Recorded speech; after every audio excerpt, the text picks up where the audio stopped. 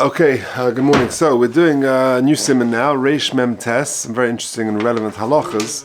The first sif talks about travel on Erev Shabbos.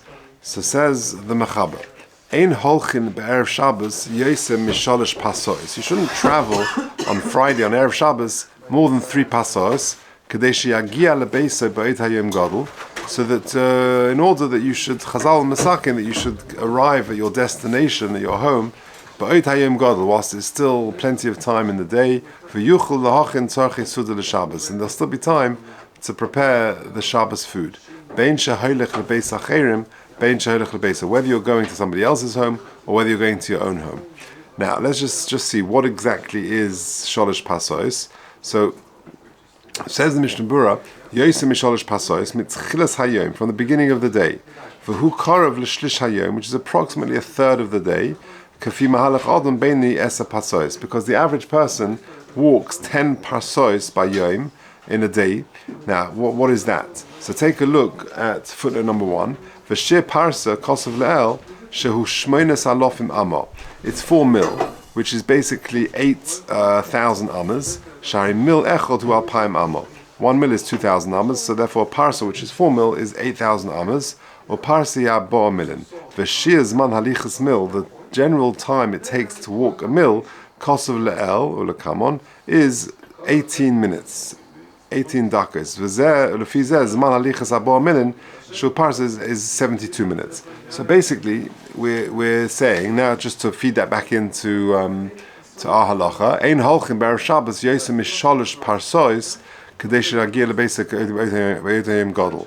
So therefore, yosem mishalish parsos. So and a parsa is 72 minutes. So taking a trip, which is 3 parsos, which is going to be 3 times 72 minutes, that's what, 3 hours and 3.5 hours, 3 hours 36 minutes. So to take a trip, if you, let's say, to drive to, I don't know, Bournemouth. So hopefully on a good day, you should be able to do that to drive. But we'll see. We'll see. We'll talk about nowadays. But this is talking about back in the day, and this is talking about travel by foot. Going on a carriage, there is more leniency.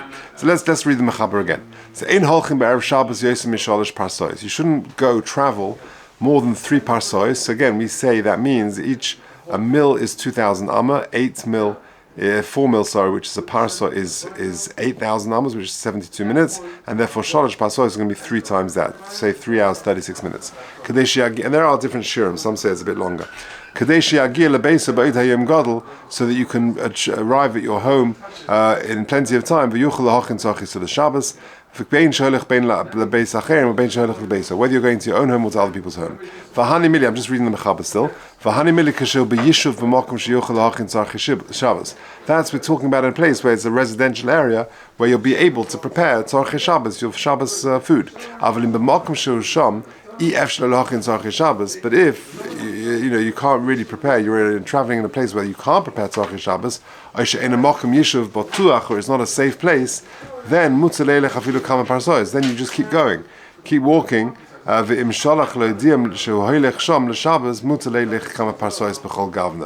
if you send a message that you're arriving and your host knows that you're coming, then you haven't got a problem, because the whole concern over here is you're not going to be able to prepare your tzarchei Shabbos. But if your hosts know that you're coming, then they are preparing for you, so it's much less of a problem. Okay, let's see the Mishnah Berurah for detail. So the Mishnah Berurah says, you've got an aleph. Mitchilas hayom. To travel more than 3 parsos is a problem, and it's calculated from the beginning of the day. V'hu karav l'shlish hayom. It's approximately a third of the day. Like we said, 3.5 hours or so. Kafi mahalich adam beini esa parsos. The average person walks esa parsos by yom. That's how you calculate it. But if you're traveling in a carriage or on the back of a horse, where you travel much more quickly, you can travel way more than 3 parsos, which ultimately is a distance, although we always measure it in time. The Bach is Makel, that if you're traveling on an agola, on a carriage, and by extension a car or something like that nowadays, that you can even travel for more than half a day. So long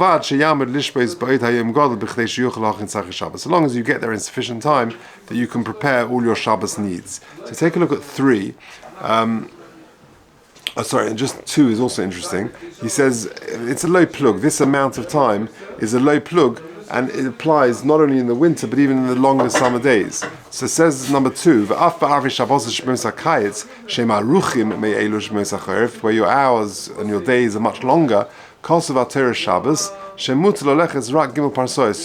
in the long summer days, you should still not go more than 3 parsois, a trip of 3.5 hours approximately. It's a low plug. Chazal gave that share.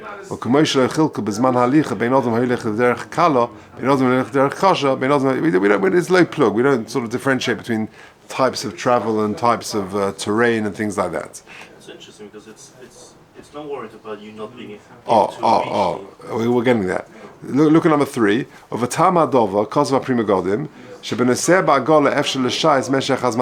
Your point, we're coming too soon. Yeah, not this horror. Look at number 3 though. When you're traveling in a carriage, why is it that the Bach says that if you're traveling in a car or in a carriage, you can actually travel further? Because it's much easier to estimate. When you're traveling by foot, it's much harder to calculate it. You might get tired. It will take you longer than you initially thought. Even if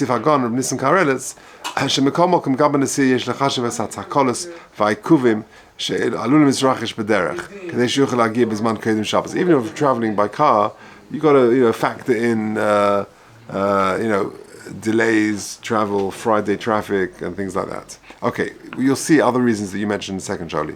So lebeisa, whether it's your home or whether it's other homes, says the Mishmur Sifkat and Beis, Hainu lemokum shevei sham, sheholech lebeisai, v'afshu hu mechaven shebeisai yelo yesa onik Shabbos. Even if you estimate, you intend that there's going to be more onik Shabbos, mikol mokum also, shemelo yedu klal.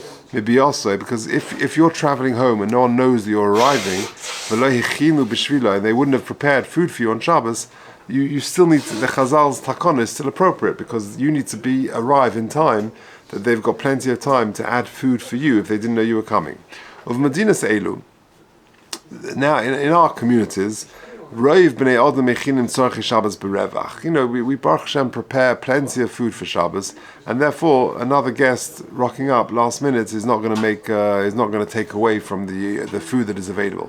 We're not really worried about this. If you look at number 4, he says, if you're going to a place where there's plenty of possibility of buying food, if you're traveling to Manchester, and there's plenty of places you can buy food on Friday afternoon. So therefore, if the whole concern is not having enough food and being meichin for Shabbos, if I want to travel to Manchester on a Friday, for this reason alone, I haven't got a problem. Because I leave first thing on Friday morning and I get there at 2 o'clock, let's say on a Friday afternoon in the long summer months, plenty of opportunity to buy food on Friday afternoon in my destination. Back to the Mishnah Berurah.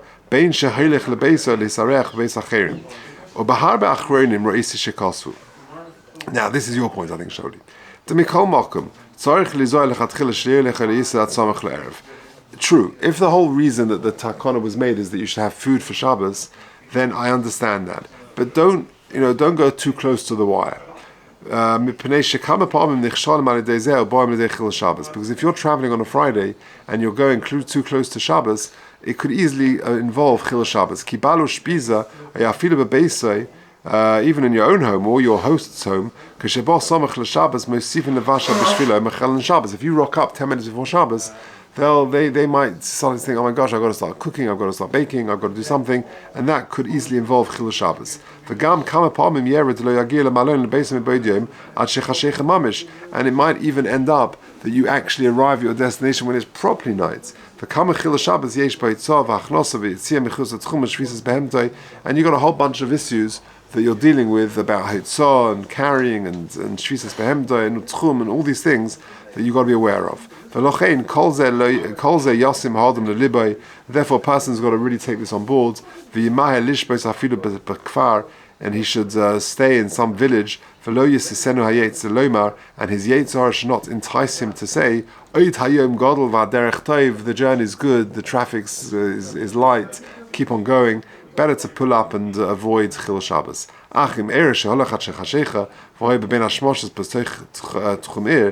however, you're walking on foot and you're traveling and you're in the Tchum and there's still further distance to go, mutar lahalich b'toicha, b'simen tov yudvav. Mr. will get there.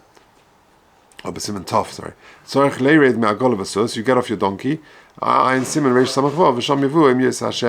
therefore you can avoid that issue if you're inside the Tchum. If you just look at footnote number 5, so how long should you arrive at your destination before Shabbos? So he quotes the Shuvas of the Erlet Zion, make sure you've got a proper hour, a full hour to arrive at your destination before Shabbos. However, there are machmirim. Hachazan ish hayanoyheg shelolin saber Shabbos mechutz le'ach chatzos hayom. After chatzos he wouldn't do it. V'chein hayanoyheg the stipler. Rabbi Kanievsky shelolin saber Shabbos l'siyah she'archa arba shoyos u'mayla. He wouldn't travel anything more than 4 hours on an Erev Shabbos. I know people who fly on a Friday. They leave Eretz Yisrael, they fly from here to Eretz Yisrael on an early morning flight. Oh, okay, it's okay, but it's you need nerves of steel. Okay, all right. V'hani mili sifkot and dalad. V'hani mili kashehu roit sulema b'mokum shekolu hagimel parsois kein kos v'alavush v'ayin beli rabba she'ena etc. Da'amida b'derech eina b'mokum b'tuach. T'chol advarim b'chezka sakon v'lochein afilu yeshim oitzad k'dei tzorchei Shabbos mutar le'lisim misham ad she'yavo le'mokum b'tuach. You get to a safe place, that would be allowed. So look, so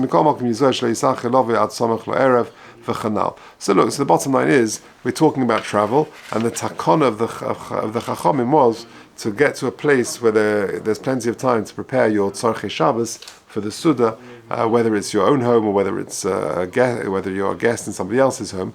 But the key is to just avoid late travel and possible Chil Shabbos and to leave in plenty of time.